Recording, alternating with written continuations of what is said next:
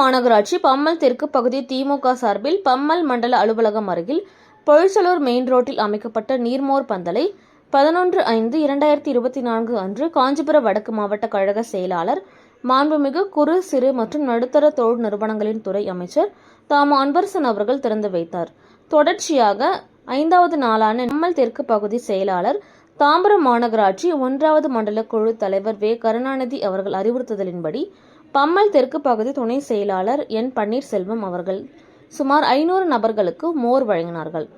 உடன் பகுதி அவைத் தலைவர் காளேஸ்வரன், பகுதி பொருளாளர் உமாசங்கர், பகுதி துணை செயலாளர் துரை இளங்கோவன், மாவட்ட பிரதிநிதி டில்லி, 6வது வட்டக்கழக செயலாளர் ஜெகநாதன், பம்மல் இளைஞரணி துணை அமைப்பாளர் ஜான்சன், மாவட்ட ஆதிதிராவிட நல உரிமை பிரிவு முன்னாள் துணை அமைப்பாளர் தன்ராஜ், பகுதி தகவல் தொழில்நுட்ப அணி ஒருங்கிணைப்பாளர் அகிலன், பம்மல் மாணவர் அணி துணை அமைப்பாளர் ஆகாஷ், மணி, ஜீவா, ரவிக்குமார், ஆட்டோ மகேந்திரன் இருந்தனர்.